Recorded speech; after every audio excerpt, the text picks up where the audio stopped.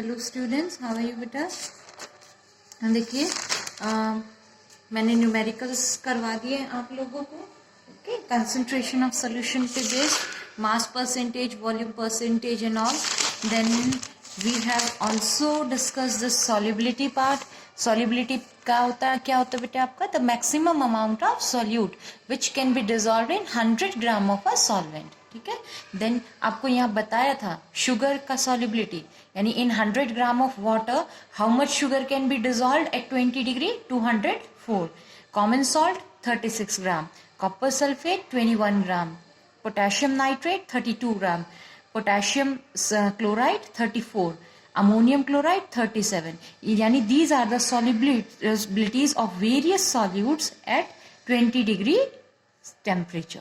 ठीक है, 100 gram of solvent में। Okay, now today I be giving you an example of this type of question, यानी solubility पे base पे आपसे कुछ क्वेश्चन पूछे जा सकते हैं। Numerical I am talking about. Okay, so the question here is solubility पे बेस्ड, एंड क्या फॉर्मूला आप उसमें अप्लाई करेंगे वो आप देखेंगे। So the question is 12 grams of potassium sulphate, potassium sulfate dissolves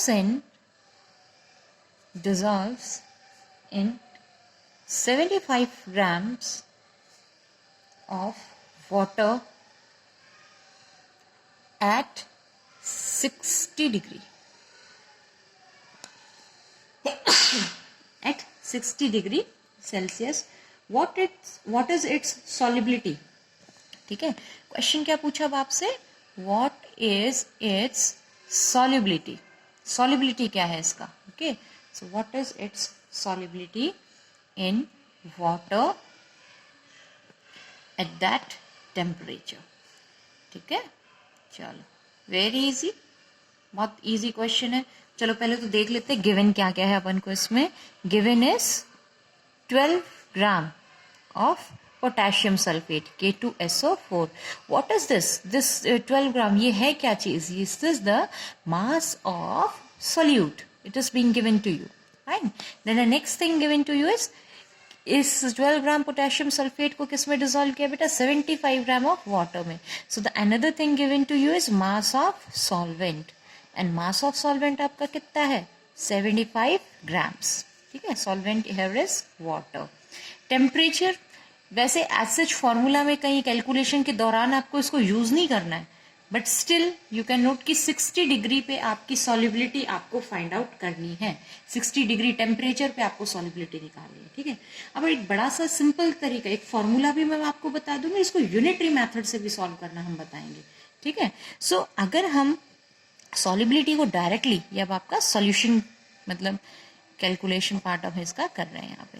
C, solubility calculation के लिए आपको क्या करना होगा बेटा? Solubility is equal to the mass of solute upon mass of solvent. ये ध्यान रखनी है आपको इसमें बात। देखो, कंसेंट्रेशन निकालने के लिए like mass concentration, volume concentration, आप लोग क्या करते थे? मास of solute upon mass of solution लेते थे। ठीक है, मैं स्ट्रेस कर रही हूं, मास ऑफ सॉल्यूशन लेते थे कंसंट्रेशन फाइंड आउट करने के लिए। बट अगर सॉल्युबिलिटी फाइंड आउट करनी है तो हम सॉल्वेंट में ही तो सॉल्युबिलिटी फाइंड आउट करेंगे ना बेटा। तो आपको मास of solute upon mass of solvent multiplied by 100।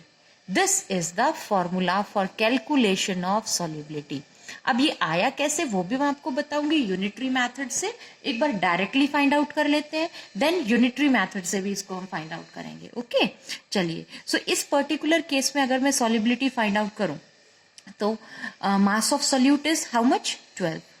ठीक है, मास ऑफ सॉल्वेंट कितना है आपका? 75 multiplied by 100। Very easy task, कुछ प्रॉब्लम ही नहीं आनी है आप लोगों को, है ना बेटा। 12 अपॉन 75 इंटू 100। चलो अब इसको सॉल्व करते हैं। 25 से कर दें। 25 से ये 3, यहाँ 4 और 3 से कैंसिल होके कितना जाएगा? 4, 4 4 जा 16, तो 16 ग्राम, यानी सॉल्युबिलिटी कितनी हो गई आपकी? 16 ग्राम ऑफ पोटेशियम सल्फेट। देखो अब आप समझ रहे होंगे 16 ग्राम एक तरीके से क्या हो गया, कैसे क्या किया। यहाँ तो 12 ग्राम की बात कर रहे हैं आप, यहाँ 16। देखो एक बार दोबारा से सॉल्युबिलिटी की डेफिनेशन पे आ जाओ बेटा। सॉल्युबिलिटी की डेफिनेशन क्या थी, दोबारा बता रही हूँ यहाँ पे। Solubility it was the maximum amount of A solute. Solubility क्या होती है, it is the maximum amount of A solute which can be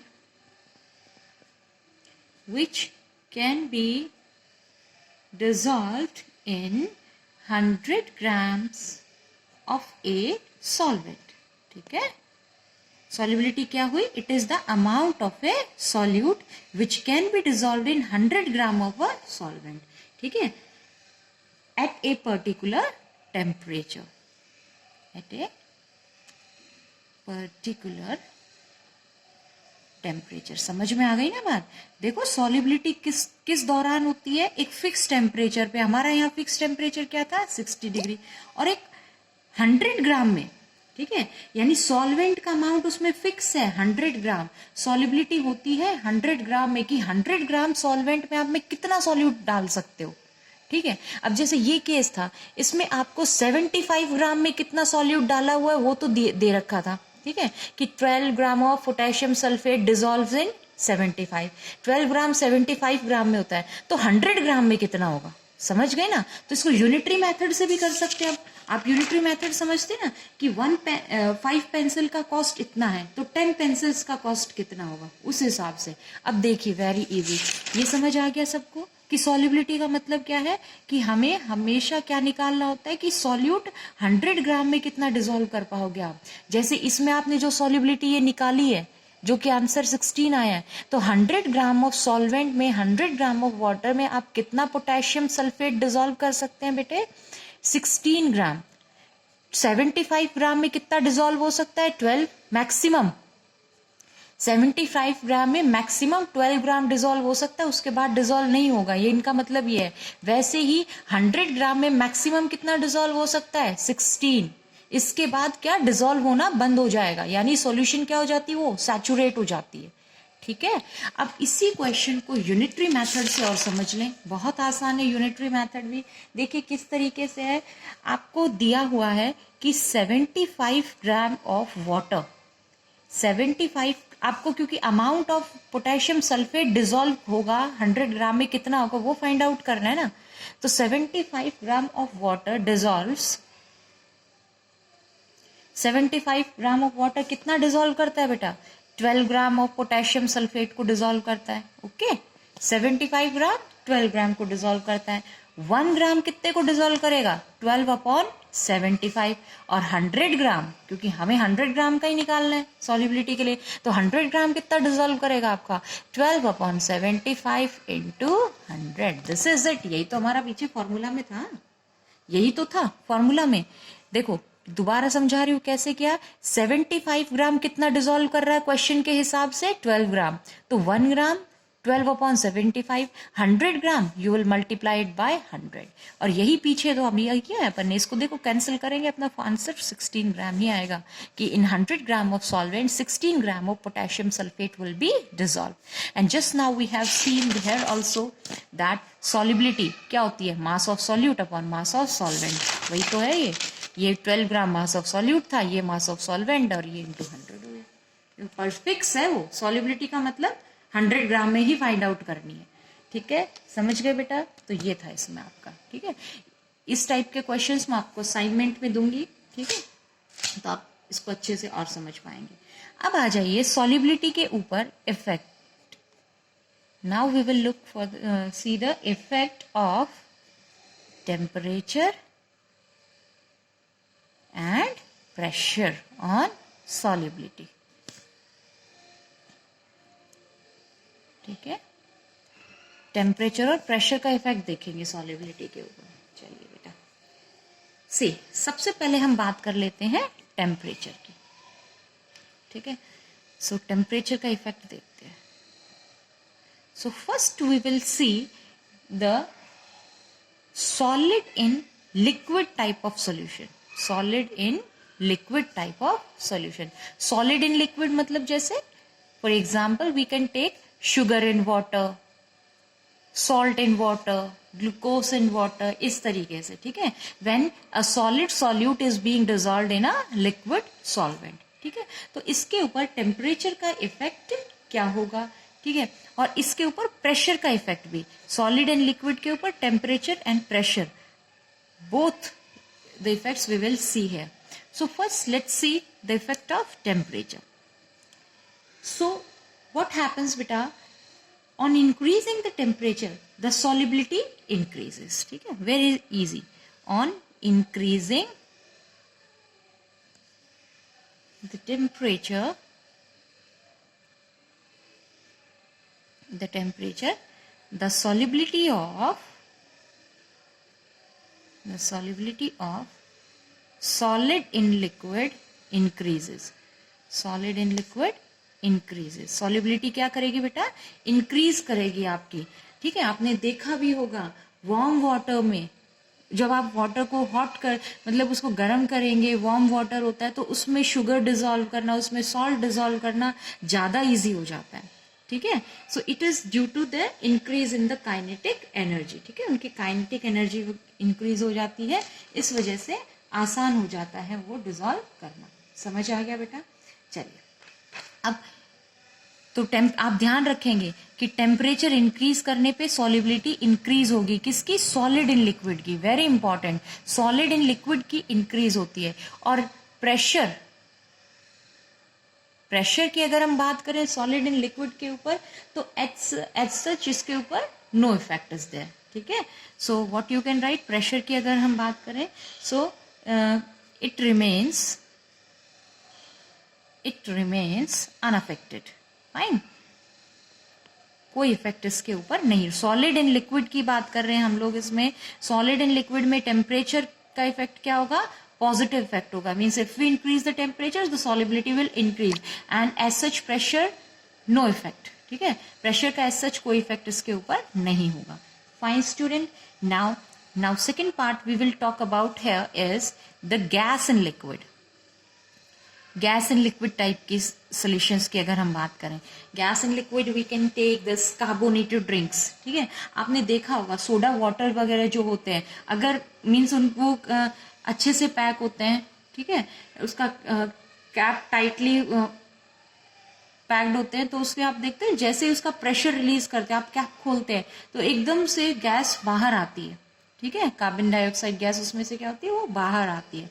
cold drinks के केस में होता है, जो कार्बोनेटेड ड्रिंक्स होती है, सोडा वाटर के केस में ऐसे होता है. ठीक है बेटा, तो मतलब जब तक वो अंडर प्रेशर है, जब तक वो सॉल्यूशंस अंडर प्रेशर है, गैस इन लिक्विड टाइप के सॉल्यूशन अगर अंडर प्रेशर है अपनी, तब तो उनकी सॉल्युबिलिटी ज्यादा होती है. जैसे ही प्रेशर हमने रिलीज कर दिया, उसका प्रेशर कम कर दिया, भाई कैप आप खोल रहे हैं उसकी तो प्रेशर तो कम कर रहे हैं ना. ठीक है, और तो प्रेशर कम हो गया तो क्या होगी, सॉल्युबिलिटी डिक्रीज होगी. ठीक है, ये बात रही इसमें प्रेशर की. ठीक, और अगर मैं टेम्परेचर की बात करूं इसके ऊपर तो देखो रिवर्स इफेक्ट, इसमें उल्टा इफेक्ट होगा आपका. अगर गैस इन लिक्विड के में आप टेम्परेचर इंक्रीज करेंगे तो देयर सॉल्युबिलिटी विल डिक्रीज. ठीक है, चलो तो गैस इन लिक्विड में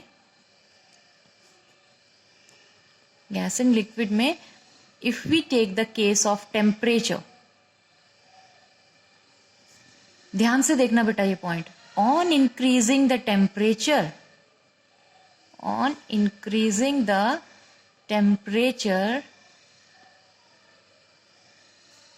solubility decreases. ठीक है, क्या होती है, इनकी सॉल्युबिलिटी डिक्रीज होगी.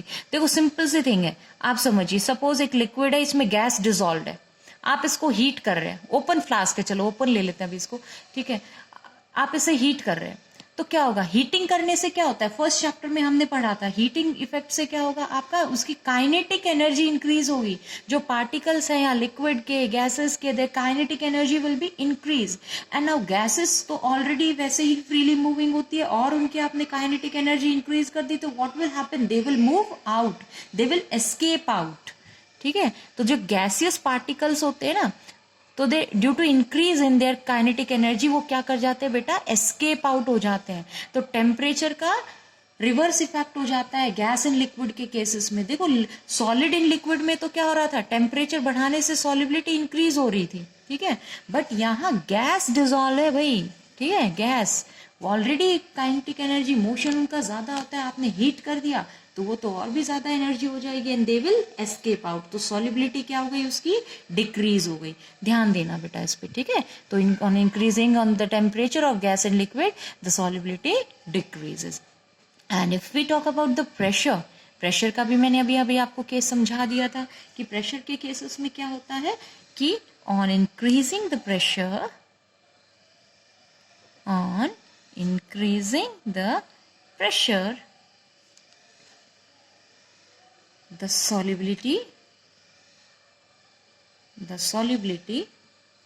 increases, ठीक है। जैसे आप सोडा वाटर, कार्बोनेटेड ड्रिंक्स देखते हैं, जब तक कैप उस पर लगा हुआ है बॉटल के ऊपर, ठीक है, तब तक तो उसकी सॉलिबिलिटी गैस की उसमें ज्यादा है। जैसे ही आपने कैप हटा दिया, उसका ओपन किया तो प्रेशर फ्री रिलीज कर दिया आपने, हटा दिया उसका, तो गैस क्या है, सारी की सारी बाहर आ जाती है, यानी उसकी सॉलिबिलिटी डिक्रीज हो जाती है। तो प्रेशर इंक्रीज करने पे तो सॉलिबिलिटी इंक्रीज होगी, ठीक है, एंड प्रेशर डिक्रीज करने पे, ऑन डिक्रीजिंग द प्रेशर,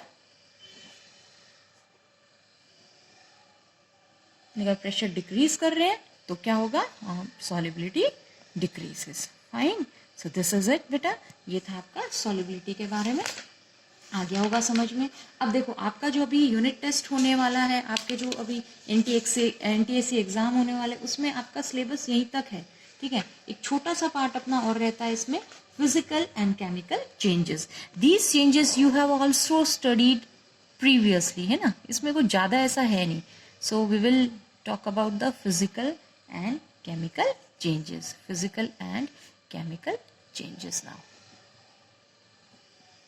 तो आपका आज ये सिलेबस खत्म हो जाएगा। सो फर्स्ट ले लीजिए आप लोग physical changes. So what are physical changes, how can we define that, ठीक है। सिंपल लैंग्वेज में हम बात करें तो physical changes are those changes in which no new substance is form, कोई न्यू सब्सटेंस उसमें नहीं फॉर्म हुआ है, ठीक है। So in case of physical changes no new substance is formed, ठीक है, कोई भी नया सब्सटेंस इसमें फॉर्म नहीं हुआ है, ठीक। And like we can see this melting of ice, ठीक है, आइस का मेल्ट होना। देखो आइस जब सॉलिड फॉर्म में तब भी वो H2O ही है, ठीक है। Ice see when it is in the solid form तब भी वो H2O ही है, ठीक है।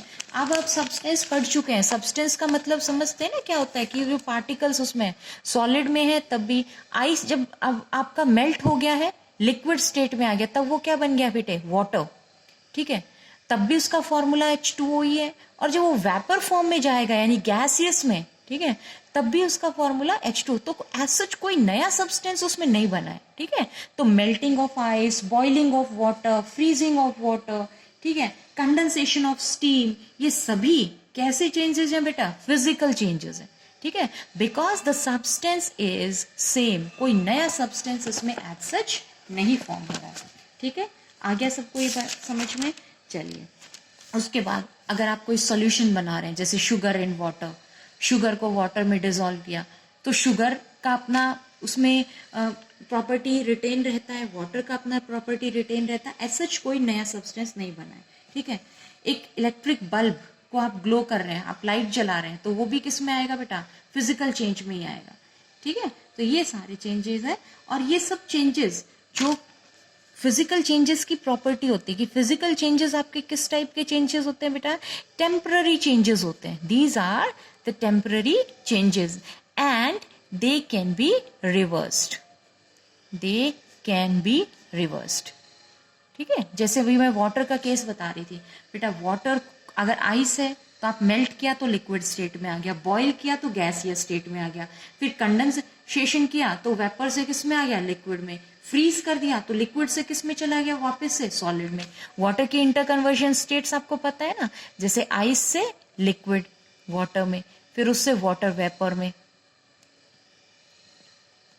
ठीक है। कूल कर देंगे तो रिवर्स कंडीशन हो जाएगी, हीट कर देंगे तो ऐसा, वही है, मतलब रिवर्स हो सकते हैं, ये टेम्पररी चेंजेस आपके होते हैं, ठीक है। तो आ गया होगा सबको समझ में बेटा कि व्हाट आर फिजिकल चेंजेस, ठीक है। So this is it. तो फिजिकल चेंजेस आपके कैसे होते हैं, टेम्पररी चेंजेस होते हैं which can be reversed easily to form the original substance. इसके अलावा बहुत सारे और एग्जाम्पल अपने पास में, मेल्टिंग ऑफ वैक्स, ठीक है, वैक्स का मेल्ट करना, melting of wax, melting of butter,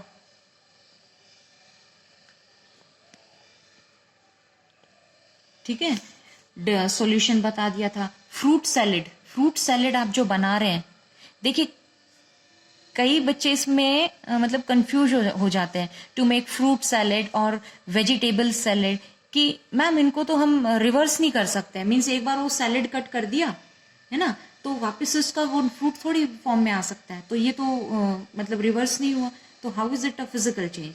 so see, आपको मैंने मेन प्रॉपर्टीज की क्या बताई थी बेटा, कि these are the changes in which no new substances form. देखो एप्पल को भैया आपने कट कर दिया, रहेगा तो एप्पल, बनाना तो नहीं बन गया, ठीक है। कुकुम्बर को आपने कट कर रहे हैं तो उसमें भी वही प्रॉपर्टी रहेगी, कुछ नया चीज तो नहीं बनी, समझ में आ गया। तो इस तरीके, इससे आप समझिए मेन कि no new substances formed. Cutting of, एक पेपर को आप टेयर कर रहे हैं, कट कर रहे हैं, ठीक है। Cutting of tree, tearing of paper, paper को टेयर कर रहे हैं, ये सब किस में आएंगे, फिजिकल चेंजेस में आएंगे, ठीक है, क्योंकि उस दौरान कोई नया सब्सटेंस नहीं बन रहा है, ठीक है। समझ में आ गई बात बेटा, ठीक है। देखो पेपर को टेयर करना और पेपर को बर्न करना दोनों अलग अलग है। पेपर को टेयर कर रहे हैं तब तो फिजिकल चेंज रहेगा, और पेपर को टेयर कर रहे हैं तो फिजिकल, और पेपर को बर्न कर दिया तब वो क्या हो जाएगा, chemical change, because in that case it has turn to a residue, residue में टर्न हो गया, वो बिल्कुल अलग सब्सटेंस बन गया उससे, ठीक है, कार्बन वगैरह वो सब आ गया होगा आई होप समझ में। In books various other examples are given. Now फटाफट चलो डिस्कस कर लेते हैं अभी केमिकल चेंजेस, ठीक है। तो केमिकल चेंजेस में अब डेफिनेशन का मेन क्या रहेगा, these are the changes in which new substances are formed, ठीक है। इनमें क्या होता है, न्यू सब्सटेंसेस आर फॉर्म्ड, इनमें नया सब्सटेंस बनता है, ठीक है बेटा। आगे बात समझ में, ठीक है। जैसे कि एग्जाम्पल इसमें आप दे सकते हैं, जो भी केमिकल रिएक्शंस हो रही हैं, then we have rusting of iron, iron rust जब कर जाता है तो अगेन आप उससे दोबारा वैसा ही नया आयरन नहीं ले सकते हैं। Ripening of fruits, ripening of fruit से मतलब समझ रहे हैं ना, जब वो फ्रूट्स क्या हो जाते हैं, बिल्कुल राइप अप कर जाते हैं, पक जाते हैं, ठीक है, तो दोबारा से जो उसमें देखो केमिकल चेंज होता है, राइपनिंग ऑफ फ्रूट में भी एक केमिकल चेंज है, क्योंकि बेसिकली जो केमिकल्स जो होते हैं इनमें वो भी इसमें चेंज हो रहे हैं, ठीक है। कर्ड का formation, formation of curd, formation of curd from milk, ठीक है, ये भी आपका किस तरीके का है, केमिकल चेंज है। कुकिंग ऑफ फूड, फिर मैंने अभी आपको बताया था burning of paper, burning of paper भी किस टाइप का होगा बेटा, आपका केमिकल चेंज होगा, ठीक है। और जो केमिकल चेंजेस आपके होते हैं they are permanent changes. Chemical changes कैसे होंगे, they are permanent changes and usually they are irreversible, usually they are irreversible। देखो मैंने यहाँ पे यूजुअली इरिवर्सिबल क्यों लिखा है, इस वजह से कि बहुत सारी केमिकल रिएक्शंस ऐसी भी होती हैं बेटा जो रिवर्सिबल होती हैं, आप पढ़ेंगे उनके बारे में भी हायर क्लासेस में, ठीक है। तो ये सब था इसमें, आपका समझ आ गया होगा फिजिकल और केमिकल चेंज। अब अगर हम डिफरेंस की बात करें, फिजिकल और केमिकल चेंज, प्रॉपर आप डिफरेंस भी आप इसके लिख लेंगे, ठीक है, मैं आपको नोट्स फॉर्म में भी दे दूंगी वो, फिजिकल एंड केमिकल में। तो फिजिकल में तो मैंने आपको क्या बताया था, no new substances formed, no new substance is formed, physical में कोई नया सब्सटेंस नहीं बना है।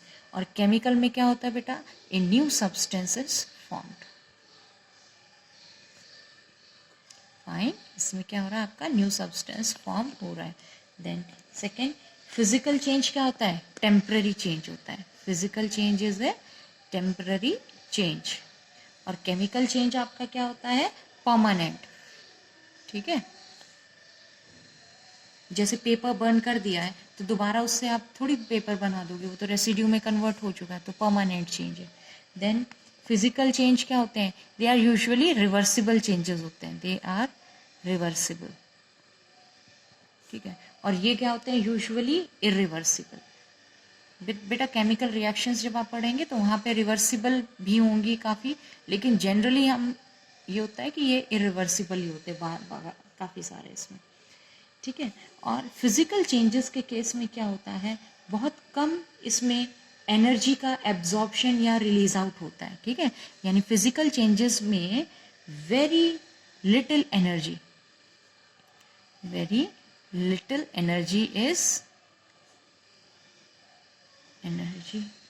is absorbed or evolved out. ठीक है. और evolved out.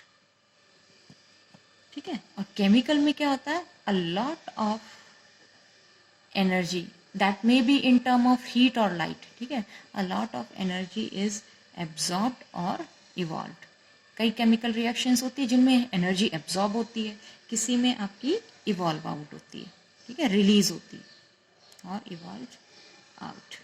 ठीक है. मास चेंज इसमें नहीं होता है. ठीक है.